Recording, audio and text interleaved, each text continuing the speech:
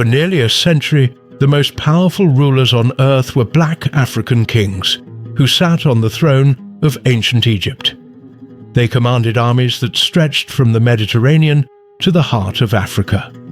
They built temples that still stand today. They faced down the greatest military empire of their age, and yet, for thousands of years, their story was almost completely forgotten. These were the pharaohs of Egypt's 25th dynasty, also known as the Nubian dynasty or the Kushite dynasty. Coming from the Kingdom of Kush in what is now Sudan, these warrior kings didn't just conquer Egypt. They claimed to be its saviors, the true defenders of ancient Egyptian tradition against corruption and foreign influence. Their names were Piye, Shabaka, Shebitku, and Tahaka. Names that once commanded respect across the ancient world, names mentioned in the Bible, names carved in stone from Nubia to Palestine. But modern history largely forgot them, and when they were remembered, their achievements were often downplayed or attributed to others. To understand the 25th dynasty, we need to go back centuries earlier and travel south from Egypt, beyond the first cataract of the Nile, into the land the Egyptians called Ta-Seti, and the Greeks later named Nubia. This region, stretching from southern Egypt through what is now Sudan, was home to sophisticated African civilizations for thousands of years. The Kingdom of Kush emerged as a major power around 1070 BCE, with its capital at Napata, near the Fourth Cataract. But Nubian civilization was far older than this. The Nubians had been Egypt's neighbors, rivals, trading partners, and sometimes subjects for millennia. During Egypt's Middle Kingdom period, around 2000 BCE, Egyptian pharaohs had conquered much of Nubia, building massive fortresses to control the region and exploit its rich resources. Nubia was incredibly wealthy. Gold mines dotted the landscape, giving the region its very name. The Egyptian word for gold was Nub, and Nubia literally means land of gold. Beyond precious metals, Nubia controlled trade routes that brought ivory, ebony, incense, exotic animal skins, and enslaved people from deep in the African interior. Whoever controlled Nubia controlled immense wealth. But Nubia wasn't just a source of resources. The Nubians developed their own sophisticated culture, deeply influenced by but distinct from Egypt. They worshipped many of the same gods, especially Amun, whom they considered their national deity. They built temples in Egyptian style, but with their own architectural innovations. They adopted hieroglyphic writing alongside their own Meroitic script. They buried their kings in pyramids, but Nubian pyramids were steeper and more numerous than their Egyptian counterparts. By the mid-8th century BCE, Egypt had entered a period of decline and fragmentation known as the Third Intermediate Period. The unified kingdom that had once dominated the Near East had splintered into competing power centers. In the north, Libyan dynasties ruled from cities like Sais and Tanis. In the south, the high priests of Amun at Thebes held de facto power. Minor kingdoms and city-states controlled various regions, and Egypt's once formidable military strength had withered. Meanwhile, in Nubia, the Kingdom of Kush was growing stronger. The Kushite kings, deeply devoted to traditional Egyptian religion and culture, looked north with growing concern. From their perspective, Egypt had abandoned its sacred duties. Temples were neglected, rituals were performed incorrectly, and foreign rulers who didn't truly understand Egyptian civilization were defiling the land of the pharaohs. The Kushites saw themselves as the true heirs of ancient Egyptian civilization. They believed they had a divine mandate to restore Ma'at, the Egyptian concept of cosmic order, balance, and justice. And one king decided to act on that belief. His name was Piye, and he would change the course of history. Around 747 BCE, King Piye ascended to the throne of Kush. Known to history as Piye the Beloved of Amun, he was a devout king who spent his early reign strengthening Napata and building temples, but events in Egypt would soon draw him into conflict. A Libyan prince named Tefnakht, ruler of Sais in the western Nile Delta, had begun a campaign of conquest, subduing neighboring cities and expanding his territory. By around 728 BCE, Tefnakht controlled much of Lower Egypt and was pushing south toward Thebes. The priests of Amun at Thebes, traditional allies of Kush, sent urgent messages to Piye asking for help. Piye's response was decisive. He mustered his army and marched north into Egypt. What followed was one of the most remarkable military campaigns in ancient history, documented in extraordinary detail on a massive granite stela that Piye erected in the temple of Amun at Napata. This victory stela of Piye, now in the Egyptian Museum in Cairo, provides a vivid account of the campaign written from the Kushite perspective. The stela reveals Piye as both a fierce warrior and a deeply religious king. As his army swept northward, city after city surrendered. Those who submitted peacefully were treated with respect. Those who resisted faced the full might of the Kushite military. At the city of Heracleopolis, Piye's forces laid siege, eventually forcing surrender. At Memphis, the ancient capital of Egypt, Piye's army stormed the walls after a fierce battle. But what makes Piye's campaign unusual is what he did after these victories. Unlike most conquerors, Piye wasn't primarily interested in plunder. His first action upon taking Memphis was to go to the temple and perform the proper rituals to honor the gods. He purified himself, made offerings, and ensured that all religious protocols were correctly followed. This pattern repeated throughout the campaign.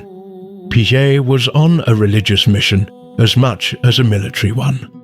The stela also reveals Piye's love of horses. When he inspected the royal stables in one captured city and found that the horses had been neglected during the siege, he was genuinely upset. This detail, preserved in stone, shows us a more human side of an ancient king, a man who cared deeply about the treatment of animals even in the midst of conquest. By the time the campaign ended, Piye controlled all of Egypt. The rival kings and princes, including Tefnakht, had submitted to his authority. Egypt was unified under Kushite rule for the first time in centuries. But here's where Piye did something unexpected. He went home. Rather than staying in Egypt to consolidate his rule, Piye returned to Napata, leaving Egypt nominally under the control of the local rulers who had sworn allegiance to him. Some historians interpret this as Piye being satisfied with symbolic submission. Others suggest he wasn't interested in the day-to-day administration of Egypt, only in ensuring proper religious observance and Kushite supremacy. This decision would prove problematic. Without a strong Kushite presence, the Egyptian rulers began to reassert their independence.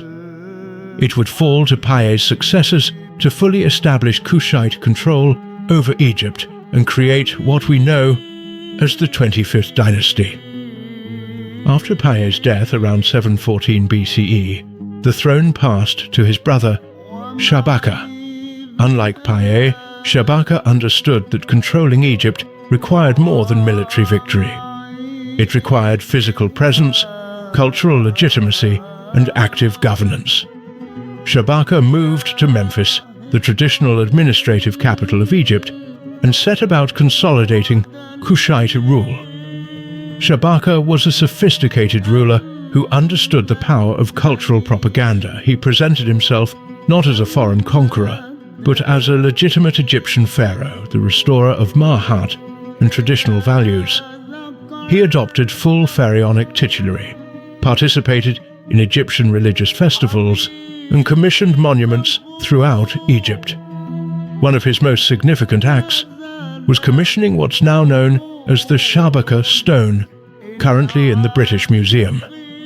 This basalt slab contains a theological text that Shabaka claimed to have copied from an ancient worm-eaten papyrus found in the temple archives at Memphis. The text, known as the Memphite theology, presents Ptah as the supreme creator god, who brought the world into existence through thought and speech. Whether Shabaka actually copied an ancient text or commissioned a new work designed to look ancient is debated by scholars. Either way, the act demonstrates his commitment to positioning himself as a guardian of Egyptian tradition and ancient wisdom. This was sophisticated cultural politics, using religion and history to legitimize foreign rule.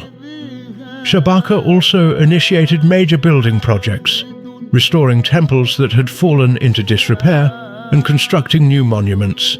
He was particularly devoted to Amun, building extensively at Karnak. These weren't token gestures. The 25th Dynasty pharaohs poured enormous resources into religious architecture, employing thousands of craftsmen and artists. After Shabaka's death around 702 BCE, his nephew Shebitku took the throne. Shebitku continued his uncle's policies, maintaining the Kushite presence in Egypt and supporting temple construction. But during his reign, a new threat emerged on the horizon that would ultimately doom the Kushite dynasty, the Assyrian Empire. By the late 8th century BCE, Assyria had become the dominant power in the Near East, conquering vast territories through superior military organization, iron weapons, and ruthless tactics. The Assyrian war machine was legendary for its efficiency and brutality. City after city fell to their armies, and entire populations were deported or massacred. As Assyria expanded westward, it came into conflict with Egypt's traditional sphere of influence in the Levant.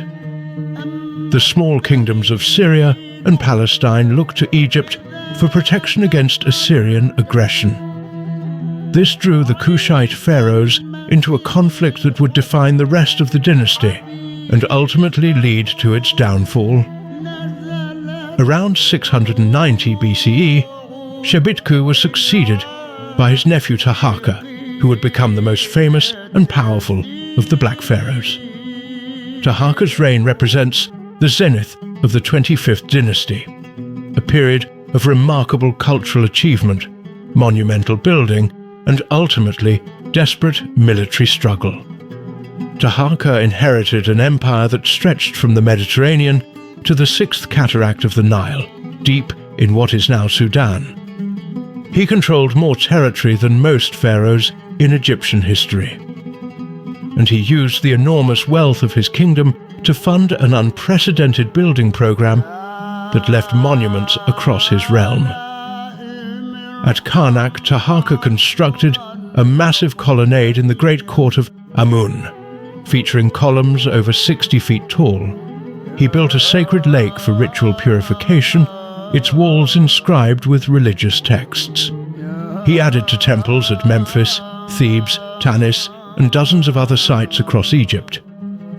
In his Nubian homeland, he built or restored temples at Napata, Kawa, Sanam, and Gebel Barkal, the sacred mountain considered the southern home of Amun. The temple at Kawa is particularly remarkable. Inscriptions there describe Taharqa's vision of kingship and his relationship with the gods. One text describes how Amun appeared to Taharqa in a dream and promised him victory over his enemies and many years of prosperous rule. These inscriptions also contain detailed information about temple rituals and religious festivals, providing invaluable insight into ancient religious practice. Like his predecessors, Taharqa was deeply interested in astronomy and the coordination of religious festivals with celestial events. If you've read books on ancient Egyptian astronomy, such as The Sky in Egyptian Mythology by Rolf Krauss, you'll know that the Egyptians carefully tracked the movements of stars, particularly the heliacal rising of Sirius, which marked the beginning of the inundation season when the Nile flooded. Taharka's temples incorporated astronomical alignments that connected earthly rituals with cosmic events. The temple at Gebel Barkal, built against the backdrop of a distinctive flat-topped mountain, features alignments that track the sun's movement throughout the year. During specific times, sunlight would penetrate deep into the temple's sanctuaries, illuminating statues and creating dramatic effects that reinforce the connection between the pharaoh, the gods, and the heavens. This sophisticated use of astronomical knowledge in architecture links the 25th dynasty to traditions extending back to the Old Kingdom and forward to later periods. But Taharka's reign wasn't all triumphant building projects. The early years were prosperous, but storm clouds were gathering. The Assyrian Empire under King Sennacherib and later his son Esarhaddon was pushing toward Egypt. Several small Levantine kingdoms, encouraged by Egyptian promises of support, rebelled against Assyrian rule, and when Assyria crushed these rebellions, they blamed Egyptian interference. In 701 BCE, while Shebitku still ruled, an Egyptian army had marched to support Judah against Assyrian invasion. The Bible mentions this campaign in 2 Kings 19:9, referring to Tirhaka, king of Kush, though Taharka would not have been king yet. The Egyptian force met the Assyrians at Eltekeh, but was defeated. This early military failure foreshadowed the conflicts to come. The real crisis came during Taharka's reign. In 674 BCE, Esarhaddon launched a direct invasion of Egypt. Taharka's forces repelled this first attempt, and Assyrian records admit the defeat. But Esarhaddon tried again in 671 BCE. This time, the Assyrian army fought its way into the Nile Delta, defeated the Egyptian forces in battle, and captured Memphis. Taharka retreated south to Thebes. What followed was a back-and-forth struggle. Taharka regrouped and recaptured Memphis after Esarhaddon withdrew, but when Esarhaddon died, his son Ashurbanipal proved even more formidable. In 667 BCE, Ashurbanipal invaded Egypt again, defeating Taharka and driving him back to Thebes. Then, when Taharka once more attempted to reclaim the delta, Ashurbanipal returned in 664 BCE with an army that marched all the way to Thebes and sacked the great city. The sack of Thebes was catastrophic. The holy city, capital of southern Egypt for over 1,000 years, was looted and partially destroyed. The event was so shocking that it's mentioned in the Hebrew Bible, in the book of Nahum, as a warning of divine judgment. Taharka fled south into Nubia, where he died in 664 BCE, having witnessed the collapse of his empire's control over Egypt. Taharka was succeeded by Tantamani, who made one last attempt to reclaim Egypt. Around 663 BCE, Tantamani marched north with an army, recaptured Memphis, and briefly restored Kushite control over much of Egypt. It seemed for a moment that the dynasty might survive, but Ashurbanipal was not willing to tolerate another Kushite resurgence. He sent a massive army that once again defeated the Kushites and drove Tantamani out of Egypt permanently. This time, Ashurbanipal installed Egyptian collaborators from the city of Sais as his vassals to rule Egypt. These Saite rulers would eventually establish the 26th dynasty and push the Kushites completely out of Egyptian affairs. By 656 BCE, the 25th dynasty's rule over Egypt had definitively ended. The Kushites retreated south to Napata and eventually to Meroe, farther up the Nile, where they would continue to flourish as an independent kingdom for another 1,000 years. But they never again controlled Egypt. The reasons for their defeat were primarily military. The Assyrian army was the most sophisticated fighting force of its time, with iron weapons, cavalry, siege technology, and organizational capacity that Egypt couldn't match. The Kushites were formidable warriors, but they were fighting an empire that had conquered most of the known world. It's remarkable they held out as long as they did. But there's another factor worth considering: distance. The Kushite heartland was in Nubia, hundreds of miles south of Memphis. Supplying armies, maintaining communication, and projecting power over such distances was extremely difficult in the ancient world. The Assyrians, operating from a base in Mesopotamia, faced similar challenges but had more resources and better logistics. After losing Egypt, the Kushite kingdom remained powerful and culturally vibrant. They continued building pyramids, temples and monuments. Their capital eventually moved from Napata to Meroe, and the Meroitic period, lasting from about 300 BCE to 350 CE, saw continued cultural flowering, including the development of the unique Meroitic script and advances in ironworking technology. The Kingdom of Kush remained independent until it was conquered by the Kingdom of Aksum in the 4th century CE.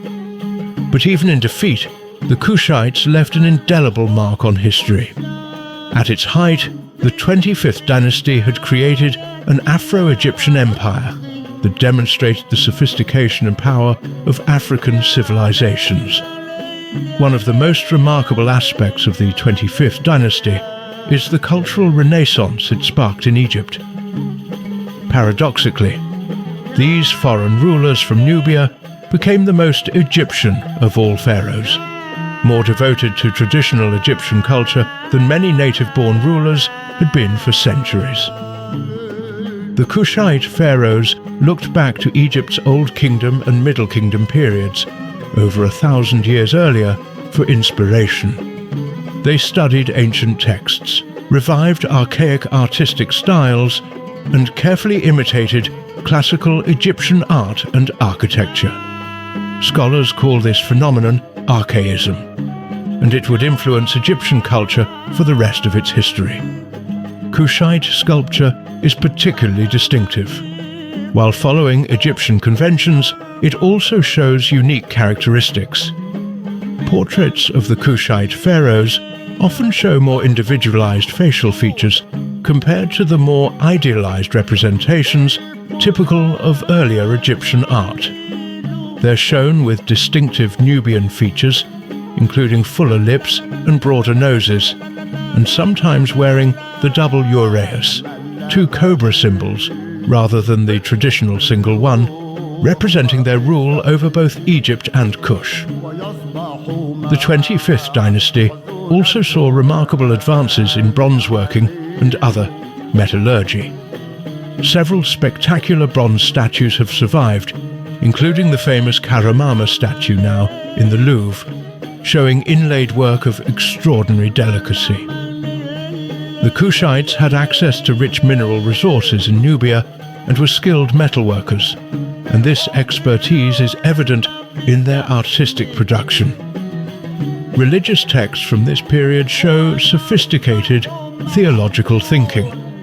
The Kushite pharaohs supported the compilation and preservation of religious literature, including funerary texts, hymns, and theological treatises. They saw themselves as guardians not just of Egyptian territory, but of Egyptian wisdom and knowledge. The astronomical knowledge we mentioned earlier was preserved and advanced during this period. Texts from Kushite temples describe complex religious calendars coordinated with celestial events. As detailed in Temples, Stars and Pyramids, Ancient Egyptian Astronomy by Giulio Magli, Egyptian priests used observations of stars and planets to time religious festivals, calculate flood seasons, and orient buildings. The 25th dynasty continued these traditions, ensuring their transmission to later periods. The emphasis on learning and tradition had lasting effects. The archaising movement initiated by the Kushites continued through the 26th dynasty and beyond, influencing Egyptian art and culture for centuries. In a sense, the 25th dynasty saved traditional Egyptian culture at a moment when it might have been lost to foreign influence and internal fragmentation. The Kushites also left behind an impressive record of their own civilization in Nubia. The archaeological sites at Napata, Meroe, Gebel Barkal, and dozens of other locations contain temples, palaces, pyramids, and cemeteries that rival anything in Egypt. The Nubian pyramids, though smaller than their Egyptian counterparts, are far more numerous. Over 200 pyramids still stand in Sudan, compared to about 80 in Egypt. For much of modern history, the story of the 25th dynasty was largely forgotten or minimized. When European archaeologists first explored Egypt and Nubia in the 19th and early 20th centuries, they often downplayed or ignored evidence of Nubian rule over Egypt. This erasure was partly due to racism. The idea that black African kings had conquered and ruled ancient Egypt didn't fit the racial hierarchies that Europeans had constructed. Some early scholars argued that the Kushites weren't really African or claimed they were somehow less significant than other Egyptian dynasties. Others simply ignored the 25th dynasty in their historical narratives. The spectacular monuments of Nubia went largely unstudied, while European archaeologists focused their attention and resources on sites in Egypt proper. The rediscovery and proper recognition of the 25th dynasty is a relatively recent phenomenon, driven by several factors. First, the rise of African archaeology as a field, with scholars emphasizing the importance of African civilizations on their own terms, rather than as footnotes to Mediterranean history. Second, intensive archaeological work in Sudan, particularly by Swiss, German, and Sudanese teams, has revealed the extraordinary richness of Nubian civilization. The Swiss archaeologist Charles Bonnet's excavations at Kerma in northern Sudan, starting in the 1970s, revealed a sophisticated urban civilization that predated the Kingdom of Kush. German teams working at sites like Naga and Musawarat es-Sufra have uncovered temples and palaces, showing the wealth and power of the Meroitic period. These discoveries have fundamentally changed our understanding of ancient Nubia. Popular recognition came more recently. A 2008 exhibition at the Louvre, titled Pharaohs of the Two Lands, brought attention to the 25th dynasty. National Geographic published a major article in 2008 called The Black Pharaohs, bringing the story to a wider audience. More recently, documentaries, books, and academic conferences have explored the dynasty in detail. Modern scholarship has emphasized several important points. First, the 25th dynasty wasn't an aberration, but part of a long history of interaction between Egypt and Nubia. Second, the Kushite pharaohs weren't primitive outsiders who conquered Egypt through brute force. They were sophisticated rulers who deeply understood Egyptian culture and religion. Third, their reign represented a genuine renaissance in Egyptian civilization, preserving and reviving traditions that might otherwise have been lost. The story of the Black Pharaohs challenges simplistic narratives about ancient history. It shows that Africa produced sophisticated civilizations that rivaled any in the ancient world. It demonstrates the complexity of cultural identity in the ancient world, where a Nubian dynasty could be simultaneously foreign and authentically Egyptian, and it reminds us how much history can be forgotten or deliberately erased, only to be rediscovered centuries later. The story of the 25th dynasty is a story of ambition, devotion, cultural achievement, and ultimately defeat in the face of overwhelming military power. But it's also a story of resilience and lasting influence. For nearly a century, African kings from the south ruled the most prestigious civilization in the ancient world. They didn't destroy Egyptian culture or replace it with their own. Instead, they embraced it, preserved it, and enriched it with elements from their own Nubian heritage. They built monuments that still stand today, commissioned art that fills museums around the world, and left inscriptions that allow us to hear their voices across the millennia. Their defeat by Assyria was a military and political failure, but not a cultural one. The Kingdom of Kush survived for another 1,000 years, developing its own distinctive civilization while maintaining connections to its Egyptian heritage. And in Egypt itself, the archazing movement initiated by the Kushites influenced art and culture for centuries. Today, the monuments of the 25th dynasty stand as testament to African achievement in the ancient world. The pyramids of Meroe, the temples of Gebel Barkal, the columns of Karnak built by Taharqa, all these remind us that African civilizations were every bit as sophisticated, powerful, and culturally rich as their Mediterranean counterparts. The rediscovery of the Black Pharaohs has important implications for how we understand history. It challenges Eurocentric narratives that marginalize African achievements. It demonstrates the interconnectedness of ancient Mediterranean and African worlds. And it reminds us that much of what we think we know about history is shaped by the biases and blind spots of those who wrote it down. As archaeological work continues in Sudan and Egypt, we're likely to learn much more about the 25th dynasty and the Kingdom of Kush. New discoveries are being made regularly, and our understanding of these civilizations continues to evolve.